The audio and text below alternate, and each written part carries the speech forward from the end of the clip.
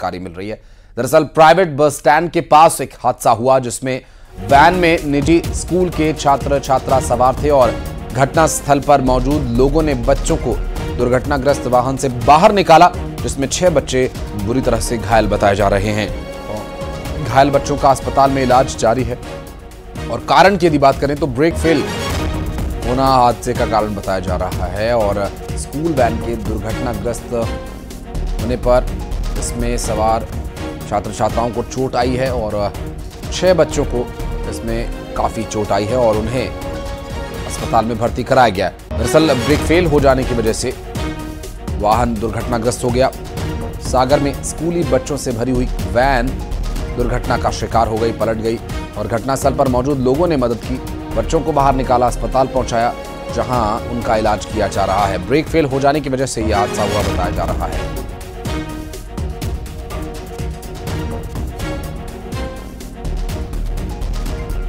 और पंकज हमारे सहयोगी इस वक्त हमारे साथ फोन लाइन पर जुड़े हुए। पंकज, कैसे और कब का यह हादसा बताया जा रहा है? क्या कुछ डिटेल्स मिल पा रही? बच्चों की क्या स्थिति है फिलहाल? जी बिल्कुल, बताना चाहूंगा कि ये घटनाक्रम अभी का है, लगभग 20 से 25 मिनट पहले की ये घटना है और सागर के निजी बस स्टैंड के पास ये जो हादसा हुआ है, चूंकि घाटी से ये वैन उतर रही थी और वैन उतरते समय जो है उसके ब्रेक फेल हो गया। ब्रेक फेल हो जाने की वजह से सामने एक नाला बना हुआ था जिसमें जाकर ये मारुति वैन पलट गई और इसके चारों टायर जो ऊपर हो गए। फिर वहां पर जो लोग उपस्थित थे बस स्टैंड पर, जो चाय वाय पीने आए थे, उन्होंने दौड़कर जो है बच्चों को बाहर निकाला और फिर उनको बच्चों को प्राथमिक उपचार के लिए अस्पताल भेजा। फिलहाल बच्चे ठीक हैं और अभी उनका इलाज जारी है। जी, लेकिन पंकज, एक बात यहां जानने की रहेगी कि ब्रेक फेल हुए गाड़ी की स्थिति क्या थी? क्या गाड़ी चलने की कंडीशन में थी या फिर ऐसे डग्गा मार इसे चलाया जा रहा था? इसकी भी जांच होनी चाहिए। जी बिल्कुल, अब चूंकि पुलिस भी मौके पर थी और पुलिस का ये कहना था कि अब इसमें बच्चों के इलाज के बाद और ड्राइवर के बयान के बाद जो है गाड़ी की आरटीओ के द्वारा भी जो है पूरी जांच पड़ताल की जाएगी कि किस तरीके से और कितनी पुरानी ये वैन थी और कैसे इसको स्कूल ने, अगर वैन पुरानी थी तो कैसे स्कूल ने इसको हायर किया हुआ था। जी, क्योंकि ब्रेक फेल होना कोई छोटी मोटी घटना नहीं है और ब्रेक फेल होना बड़ा और मेजर ये फेल्योर है। गाड़ी में टेक्निकल फॉल्ट अगर आया है, चूंकि ब्रेक अचानक तो फेल नहीं होंगे, कुछ ना कुछ कमी रही होगी इसमें, इसलिए सवाल यहाँ पर पंकज उठते ही हैं और अब देखना ये होगा कि इस पूरे मामले में क्या कुछ कार्रवाई की जाती है। लेकिन ये वैन किसकी है? क्या स्कूल संचालकों की ये वैन है या फिर अलग से जैसे स्कूलों में वैन लगाई जाती है उस तरह से इसे हायर किया गया था? वैन लगाई गई थी और चूंकि बच्चे छोटे छोटे उस वैन में थे तो ये वाकई में एक बड़ा सवाल बनता है कि किस तरीके से जो है उसका मेंटेनेंस का ध्यान नहीं रखा गया और अगर वहां कोई अगर दूसरी एक बड़ी वारदात हो सकती थी, बड़ा घटनाक्रम हो सकता था अगर वहां पर दीवार नहीं होती और नाला अगर बड़ा होता, क्योंकि बरसात का मौसम है, गली पानी गिरा है, तो इस तरीके से ये कहीं ना कहीं एक बड़ा सवाली निशान प्रशासन पर भी और स्कूल पर भी ये। और राहत की बात यह है कि बच्चों को ज्यादा चोट नहीं आई। बहुत शुक्रिया आपका इस पूरे मामले पर जानकारी देने के लिए पंकज। और बढ़ते हैं आगे, आपको बता दें भोपाल से क्या अहम खबर आ रही है। मोहन कैबिनेट की आज बैठक होनी है और कई महत्वपूर्ण प्रस्तावों को यहां हरी झंडी मिल सकती है। सुबह करीब 10:30 बजे मंत्रालय में बैठक होगी और बैठक के बाद दोपहर 12:15 बजे सीएम दिल्ली के लिए रवाना होंगे और दिल्ली में संभव है कि केंद्रीय मंत्रियों से उनकी मुलाकात हो। बजट के संबंध में भी चर्चा यहां पर हो सकती है, क्योंकि प्रदेश का बजट आना है और बजट को लेकर भी केंद्रीय मंत्रियों से बातचीत हो सकती है और इस संबंध में देखना ये होगा आज की बैठक में क्या कुछ प्रस्ताव पास किए जाते हैं, क्योंकि प्रदेश के विकास कार्यों को गति प्रदान करने के लिए लगातार सरकार की तत्परता और बैठकों का दौर हम देख रहे हैं। वासु हमारे सहयोगी हमारे साथ जुड़ गए। वासु, कैबिनेट की बैठक में क्या एजेंडे रह सकते हैं और फिर सीएम को दिल्ली भी जाना है? निश्चित तौर पर बहुत महत्वपूर्ण कैबिनेट की बैठक है, क्योंकि इस कैबिनेट की बैठक के बाद जब अगली बैठक होगी तो वो होगी विधानसभा में, यानी कि मानसून सत्र शुरू हो चुका होगा और मानसून सत्र में बजट भी पेश किया जाना है और बजट के लिहाज से आज की जो बैठक है वो बहुत खास हो जाती है। आज बजट को लेकर सभी मंत्रियों और मुख्यमंत्री के सामने प्रेजेंटेशन जो है वो दिया जाएगा। मंत्री जो है वो बजट को लेकर अपने विचार रख सकेंगे। सरकार ने तमाम अलग अलग वर्ग के जो लोग हैं उनसे बजट में क्या कुछ चीज़ें होनी चाहिए, क्या पॉलिसीज होनी चाहिए, क्या क्या योजनाएं होनी चाहिए, उनके लिए सुझाव भी मांगे थे, खासतौर पर आम लोगों से, युवाओं से, महिलाओं से, गृहिणियों से।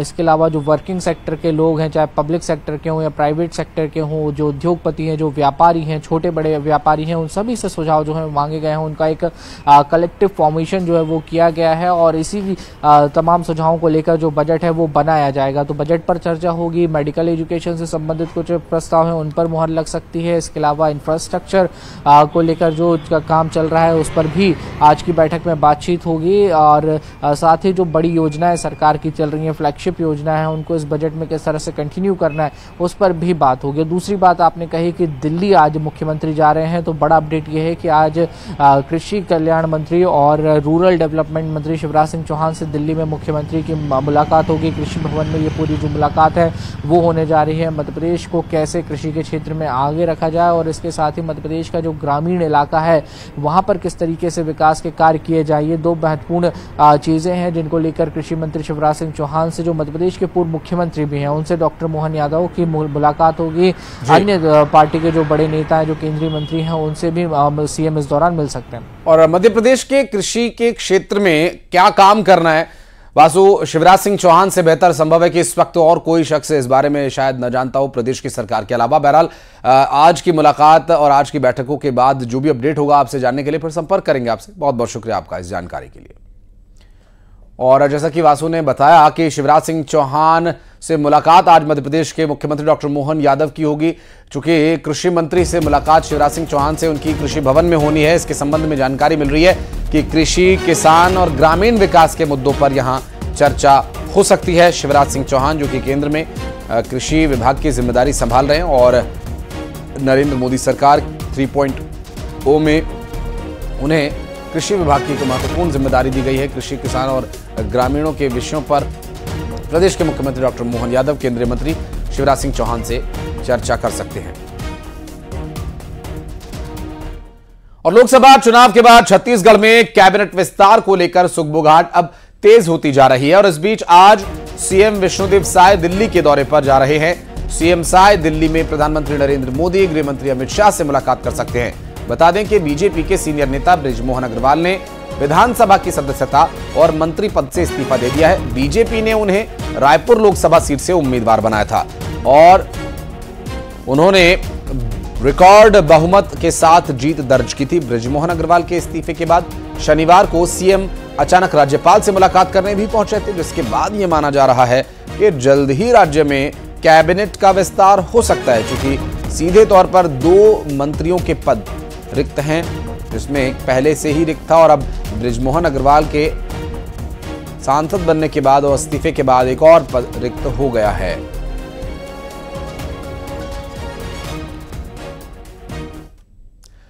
रिलायंस फाउंडेशन की चेयरपर्सन नीता अंबानी बीते रोज वाराणसी पहुंची और यहां उन्होंने बाबा काशी विश्वनाथ के दर्शन किए और पूरे विधि विधान से पूजा अर्चना की। उन्होंने अनंत अंबानी और राधिका मर्चेंट की शादी का कार्ड भी भगवान को भेंट किया और उन्हें निमंत्रित किया है शादी में आने के लिए और उनकी शादी की मंगल कामना भगवान से की। इसके बाद नीता अंबानी मां गंगा की आरती के समय वहां पर मौजूद थी और दर्शन पूजन के बाद नीता अंबानी ने कहा कि मैं भगवान शिव को अपने बेटे की शादी के लिए न्योता देने आई हूं। आपको बता दें कि अनंत और राधिका 12 जुलाई को हमेशा के लिए एक दूसरे के होने जा रहे हैं। उनकी शादी 12 जुलाई को होनी है। गंगा आरती के बाद नीता अंबानी गोदोलिया स्थित प्रसिद्ध काशी चाट भंडार पहुंची और वहां उन्होंने जलपान किया। बाबा काशी विश्वनाथ धाम के लिए 1,51,00,000 और मां अन्नपूर्णा मंदिर के लिए 1 करोड़ रुपया उन्होंने दान किया।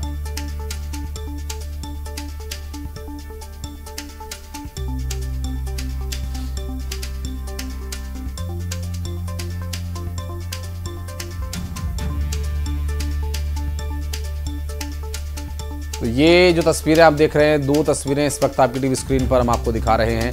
एक तरफ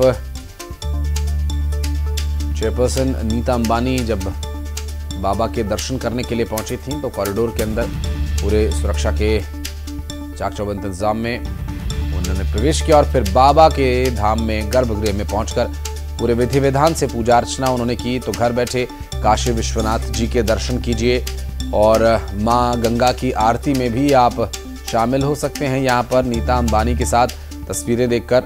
और फिर उसके बाद उन्होंने प्रसिद्ध गौदोलिया बाजार में चाट भंडार में जाकर जलपान किया और 3 तस्वीरें इससे जुड़ी हुई।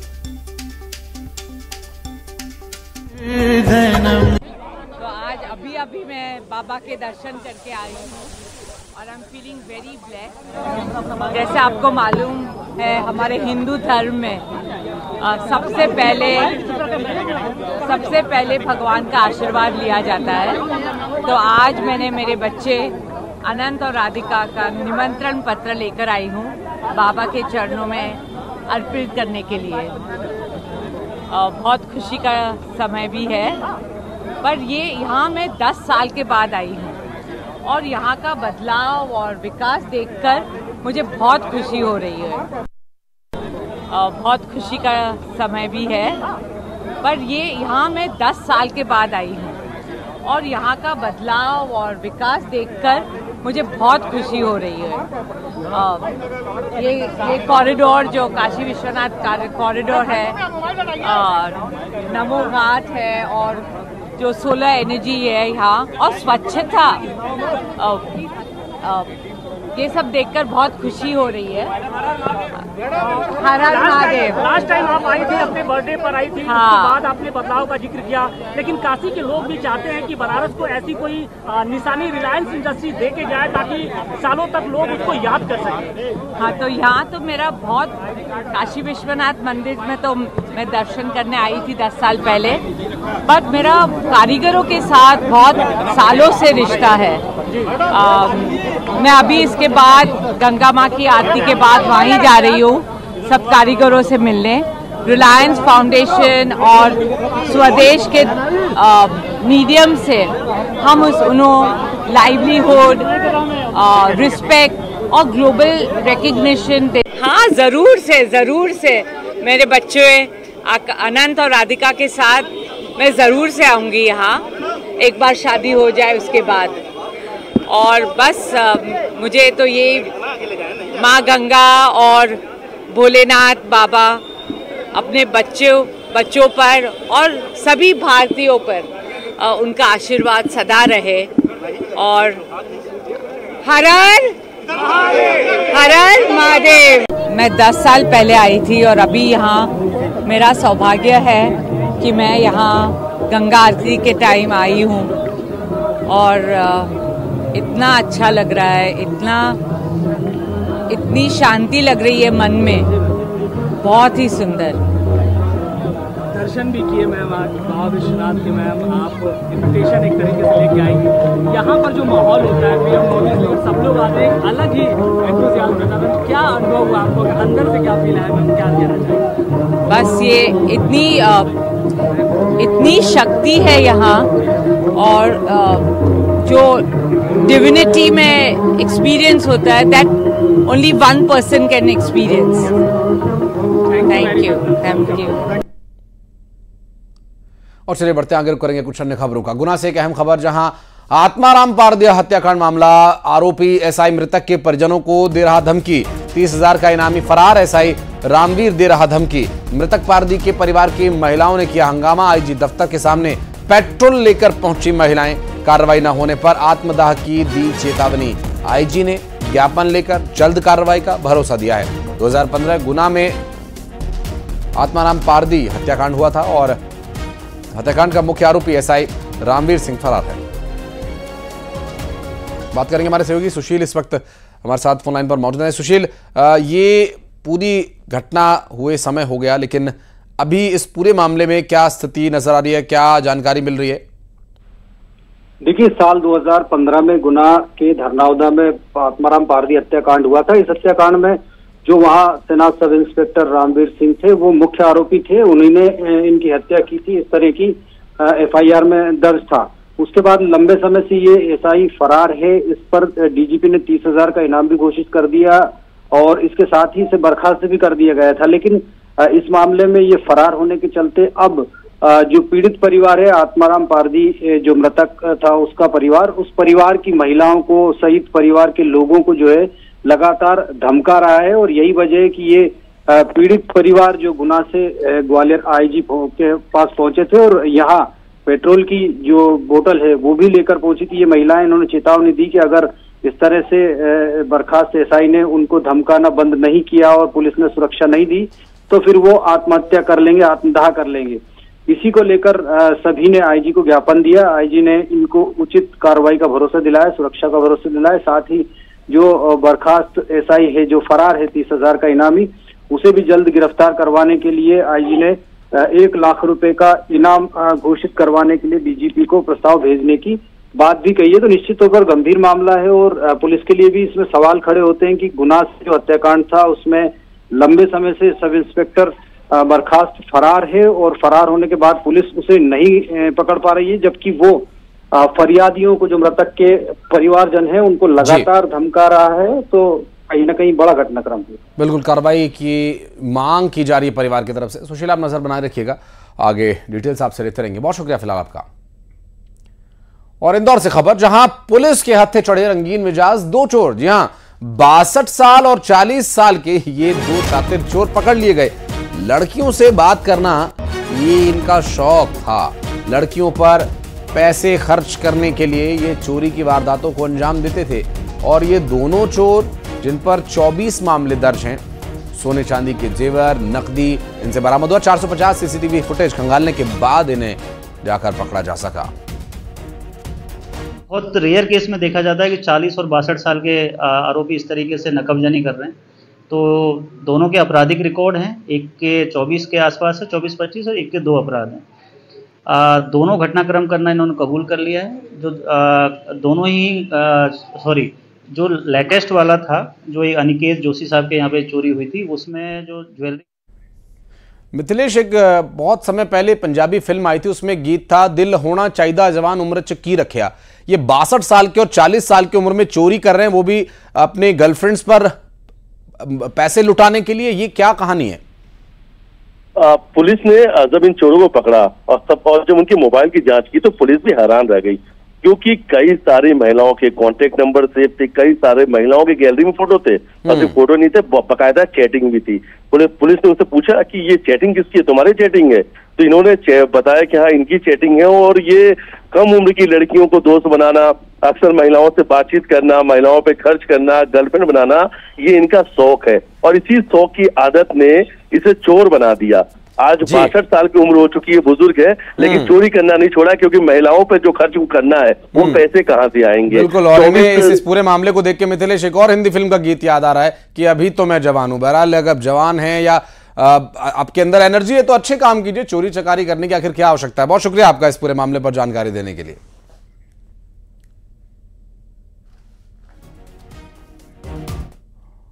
और बढ़ते हैं आगे, फटाफट अंदाज में 20 बड़ी खबरें आपको दिखाते हैं। अंबिकापुर में सांप के डसने से 3 लोगों की मौत।